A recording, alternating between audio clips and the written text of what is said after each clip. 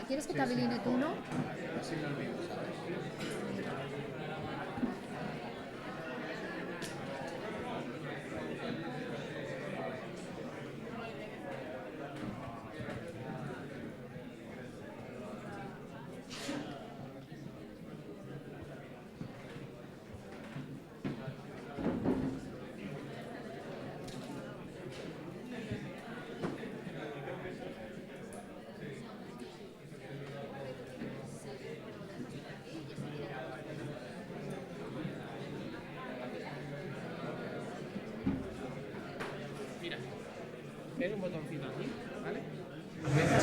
Perfecto. Muy bien, muchas gracias. Sí, profesor de la Universidad de Barcelona. Voy a hacer una foto al personal.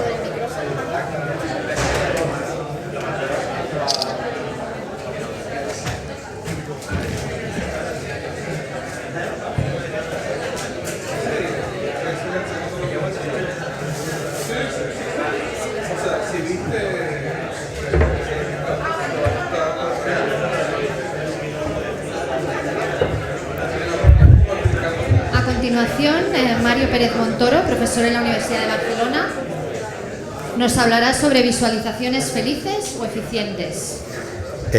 Buenos días. Silencio, por favor. Buenos días. Antes de nada, dar las gracias a Luz y a todo el equipo organizador por invitarme esta mañana y a todos vosotros por estar aquí. Se me ocurren más de 1000 cosas alternativas para estar hoy aquí, por ejemplo, dormir, ¿no? Pero bueno, yo voy a conectar un poco con lo que introdujo Fernando a primera hora de la mañana sobre visualizaciones de datos. Bueno, mi nombre es Mario Pérez Montoro y soy profesor de la Universidad de Barcelona y me dedico en temas de docencia y también de investigación a la arquitectura de la información y también a la visualización. Y hoy voy a hablar de la gran olvidada que es la visualización. La estructura de mi charla es muy simple, una pequeña introducción para situarnos, luego realizar un poco una clarificación conceptual entre las diferencias entre infografía y visualización de datos y luego el tema que realmente nos interesa y es la lucha entre la estética que viene acompañando a las visualizaciones versus la eficacia comunicativa, que es el objetivo que buscamos. Bien, dejadme que comience con una diapositiva que siempre les muestro a mis alumnos. Algunos de ellos, pobres sufridores, están hoy aquí también. Un saludo para todos. Bien, y es la noción clásica de arquitectura de la información. Cuando hablamos de arquitectura de la información, pues pensamos en eso, ¿no? Una disciplina que se encarga pues de estructurar, de organizar, de etiquetar contenidos en contextos digitales, pues para favorecer la localización, ¿no? El findability de esos contenidos. Aquí tenemos la página web de la Universidad de California en Berkeley y podemos identificar los diferentes sistemas arquitectónicos, ¿no? Tenemos sistemas de organización, sistema de navegación que nos permiten explorar todos los contenidos, la caja de búsqueda que nos permite la recuperación de información, las diferentes etiquetas que nos llevan a otro contenido, etcétera, etcétera. Pues bien, dentro de la arquitectura de la información existiría una subdisciplina, si queríamos identificarlo así, que sería la visualización de la información, que sería cómo organizar y representar la información para comunicarla de forma eficiente. Aquí os voy a mostrar un ejemplo, una tabla. Aquí tenemos una tabla con los datos reales, tomados del Instituto de Estadística, de licenciados disgregados en hombres y mujeres del año 2000 al 2011 y el total en las universidades españolas. En esta tabla podemos ver el dato exacto de hombres en el año 2002, poderlo comparar con el de mujeres, nos permite hacer una serie de identificaciones de información y de comparación de información. Pero no podemos ver o tener una idea de cómo es la evolución de ese número de licenciados. En cambio, una gráfica nos permite eso. Nos costaría mucho identificar valores concretos. ¿Cuál fue el número de licenciados totales en el año 2004? Pues un poquito menos de...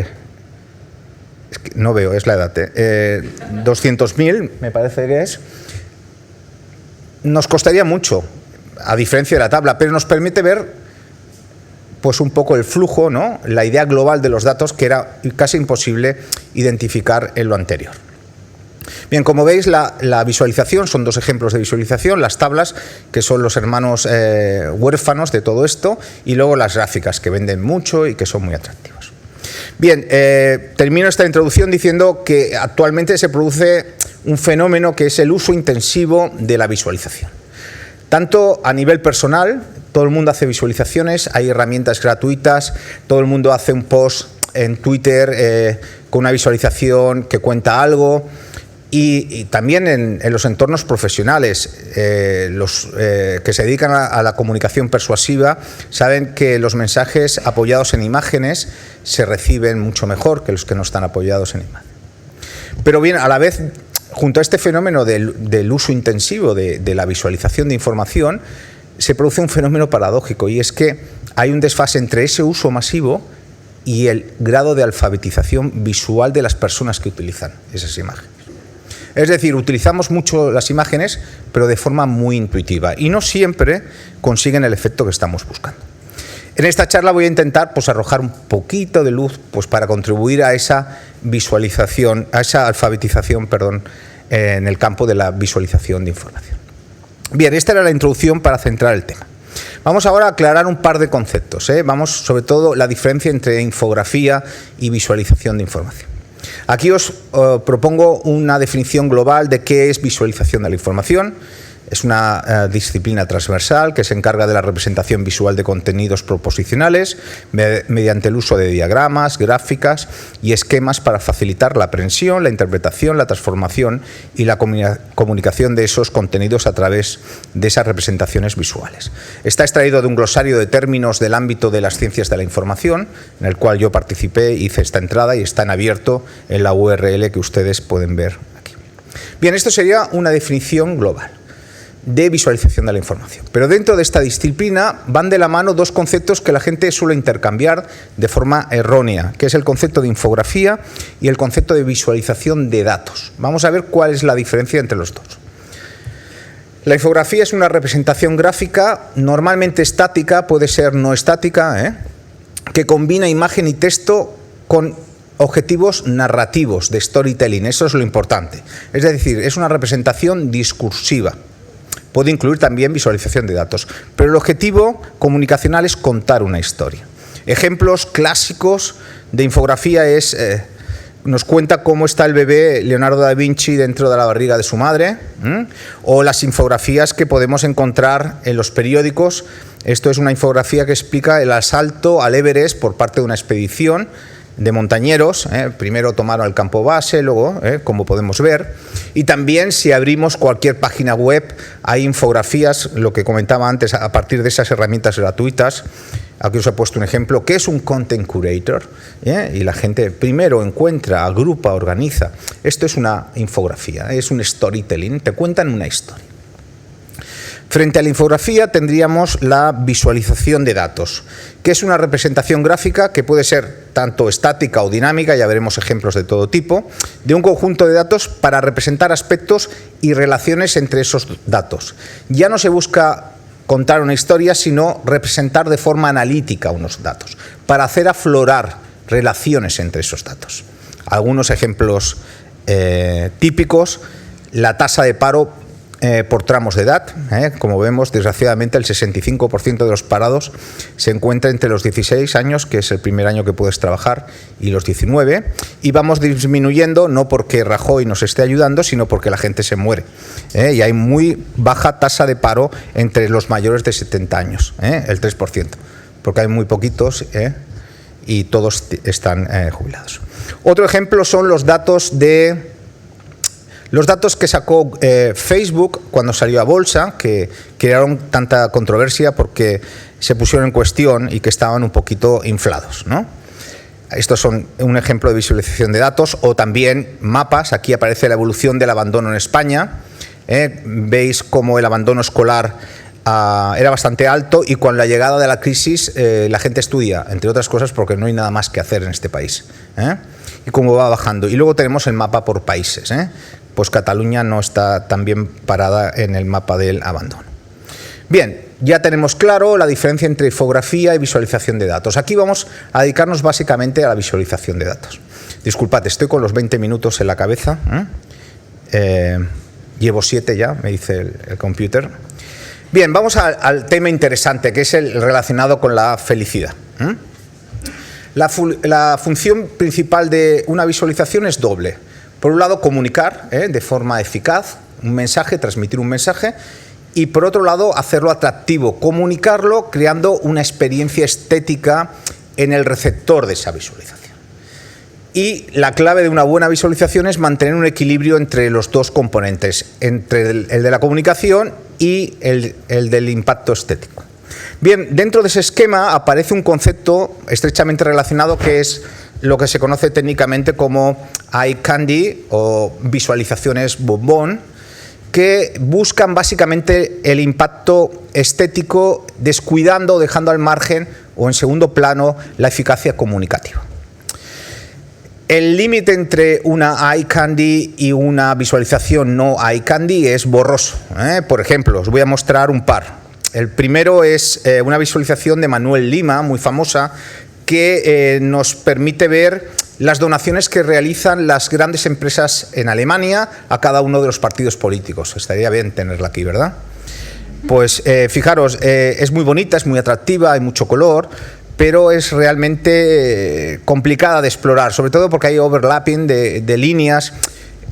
Tiene truco, porque sobre el papel es muy difícil de explorarla, pero luego es interactiva y en un contexto digital funciona bastante bien. Pero bueno, comunica bien, pero a la vez busca un efecto estético, se solapan las líneas, es complicado. Ahí vemos que Mercedes da mucho dinero a mucha gente. Y luego tenemos esta librería que nos hablaba Fernando esta mañana, que genera unos gráficos maravillosos. Y aquí, aunque os parezca mentira, esto es un gráfico de árbol, de jerarquía, con... ¿Esto funciona así? Primer nivel de la raíz del árbol y luego las subdiferentes categorías. Es muy bonito y además es interactivo y funciona, te pones en el cursor y te va contando, pero en papel no acaba de funcionar. Bien, ¿cómo discriminamos las eye candy de las no eye candy? ¿Verdad que todo es relativo? Pues hay un señor que ha intentado buscar una fórmula, y es un señor que es el filósofo de la visualización de la información, se llama Edward Tufte, que es consejero personal de Obama, no por casualidad, ya os lo digo, en el cual él nos presenta lo que se conoce técnicamente como el principio de la ratio dato-tinta. Es muy sencillo. Dice que toda visualización tiene dos tipos de tinta. La tinta dato es la tinta que está utilizada para representar datos, y la tinta que no se utiliza para representar datos, que se utiliza para representar otras cosas. Y él nos dice que para que una visualización sea una buena visualización, la división entre la cantidad de tinta utilizada para representar datos partido la tinta total que se utiliza en la representación debe ser cercano a 1. Las eye candy no cumplen este principio. Si haces la ratio, no es cercano a 1, sino mucho menor. Os voy a poner un par de ejemplos clásicos y lo veréis. Esto es un ejemplo de visualización que no cumple la ratio. Una visualización real, no me la he inventado. Tenemos una gráfica en el centro y luego tenemos un marco barroco. ¿Qué es lo que sobra? ¿Cuál es la tinta no dato aquí? El marco barroco. ¿Aporta algo? No. El águila, las columnas, pero dejadme, es un poco forzado, pero es real, está extraído de un libro de Tufte, que además se titula Los diamantes ya no son el mejor amigo de las mujeres, que es parafraseando una película o una canción de Marilyn Monroe, y nos cuenta, fijaros, lo importante, la tinta dato en este esquema, ¿cuál es? La gráfica de líneas de la evolución del precio de los diamantes.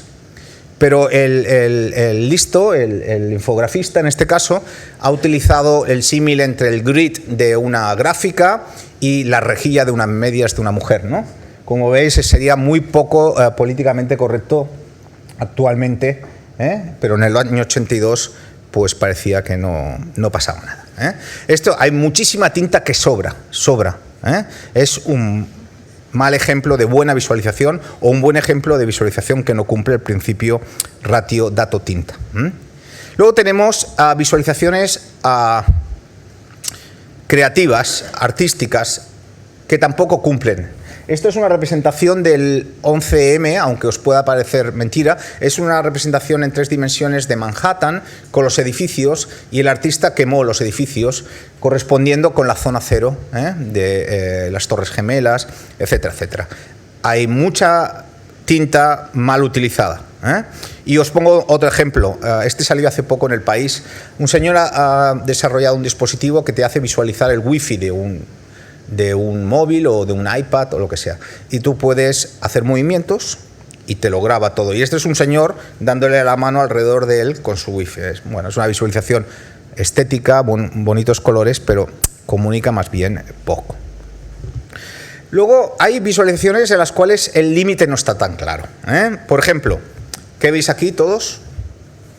Mapamundi, ¿verdad? Pues nadie dibujó un mapamundi. Es simplemente cada 2 usuarios de Facebook que son amigos se les conecta en un mapa de coordenadas sin dibujar ni España, ni América, ni, perdón por el nocentrismo, sino una raya entre 2 usuarios dentro de un mapa de coordenadas. Si yo soy amigo de Luz, por ejemplo, y vivimos en la misma ciudad, la rayita es muy pequeña. Representa a todos los usuarios de Facebook y ¿qué nos sale? El mapamundi. Y luego tenemos también visualizaciones fronterizas. Os voy a explicar esta, perdonad, voy a salir, la tengo aquí, no se ve. ¿Por qué no se ve? Tengo abierto el navegador. ¿Alguien sabe por arrastrar la ventana? ¿Dónde? La tengo abierto, es que lo he cargado porque el wifi no es lo mejor en esta sala. ¿Y por qué no me sale mi navegador?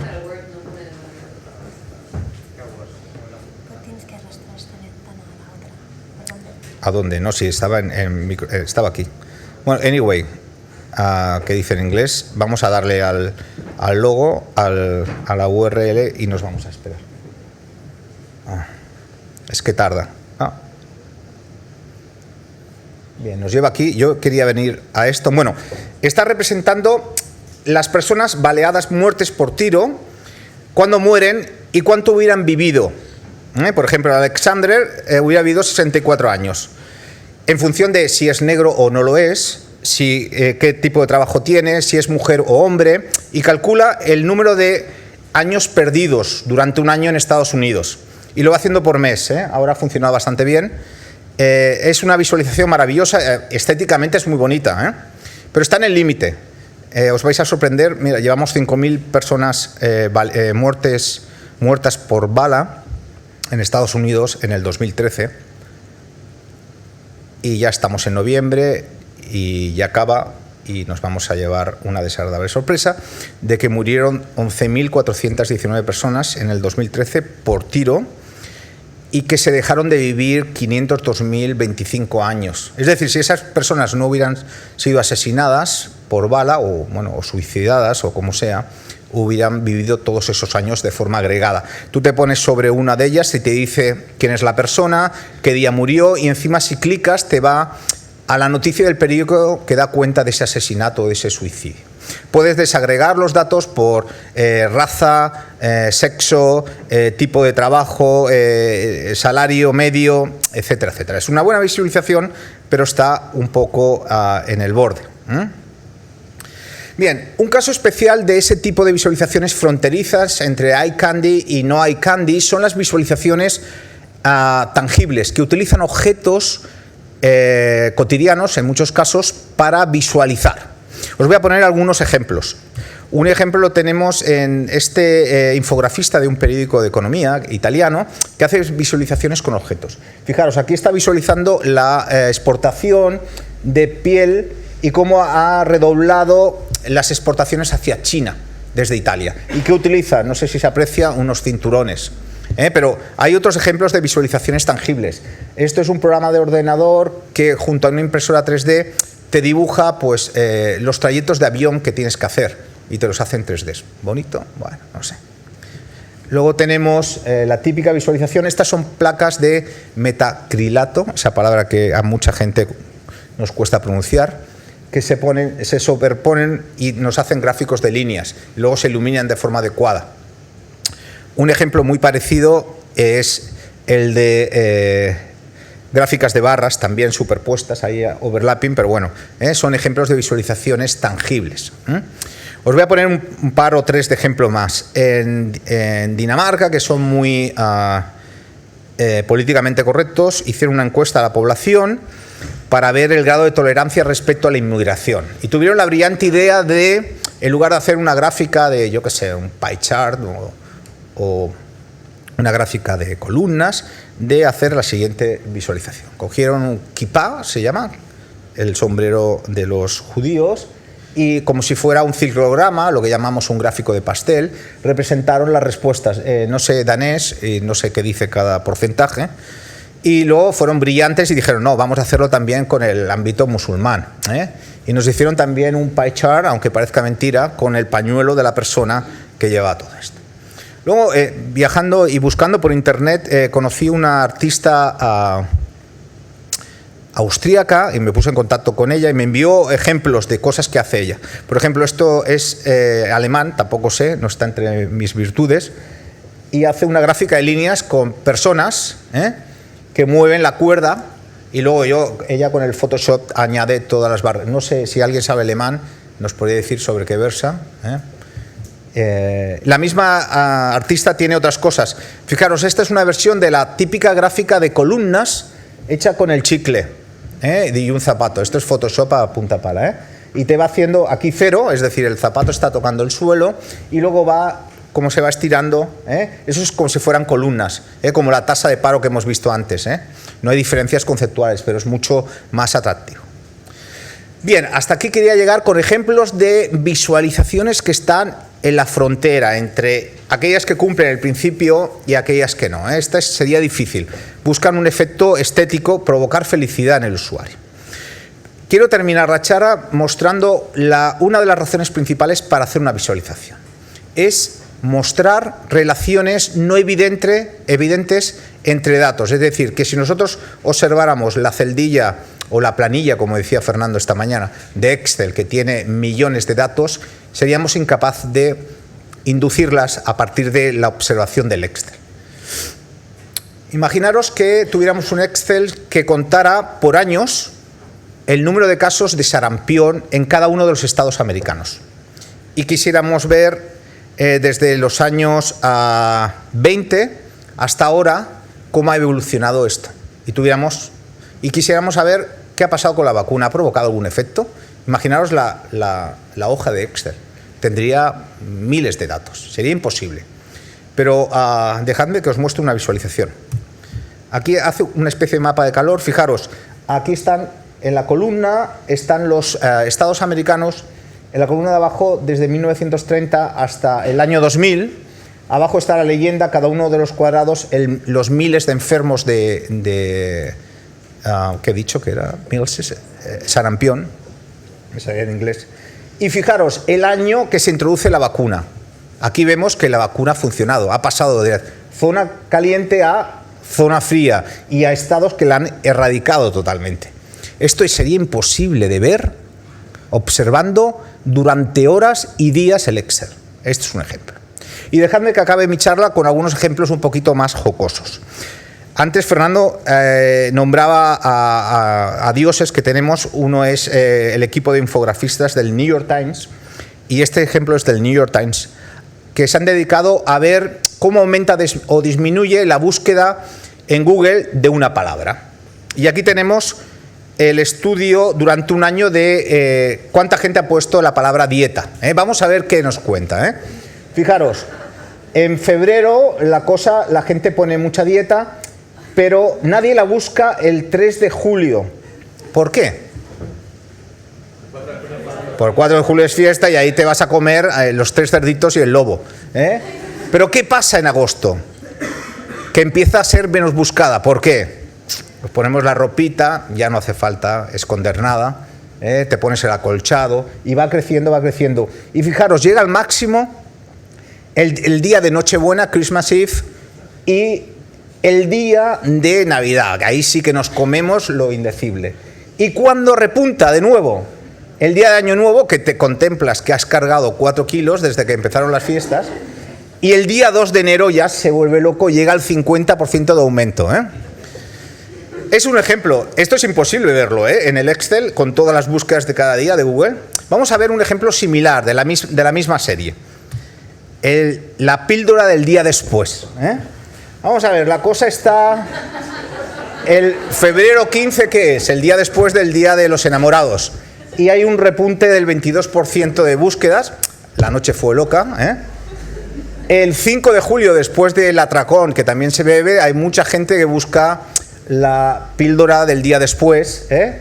Luego se va alternando. El día de Navidad la gente va con los abuelos y tal, nadie busca la píldora, pero el día después, el día de Año Nuevo es terrible, ¿eh? Se repunta hasta el 36%. Esa noche, no pasa nada. Pues mira, la píldora del día siguiente. Y dejadme que acabe con una... de la misma serie, la palabra, ¿cuándo se busca porno? Es muy significativo. Tenemos una zona de latencia que va del febrero hasta mayo. Ya en mayo viene la primavera, empezamos a soltarnos, pim pam. El julio, el 4 de julio hemos compartido con aquella chica en la comida. Bueno, 18% de aumento de la búsqueda de porno. De septiembre a noviembre disminuye. Luego el día 26, después de Navidad, dices, ¿qué hago? No tengo clase, pues venga, ¿no? Y fijaros cómo empiezan muchos el día de Año Nuevo, ¿eh? Ya sabemos lo que hacen, ¿no? Bien, pues hasta aquí, solo era esto. Muchas gracias.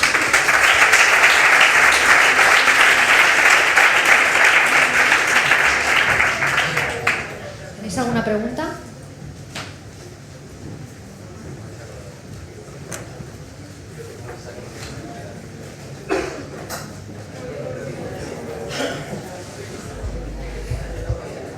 Yo quería preguntarte, cuando has enseñado las gráficas que tienen componentes físicos, por ejemplo, estas las tangibles y tal, esto es un campo que se llama metáfora visual, ¿no? Entonces, ¿qué opinas de este tema?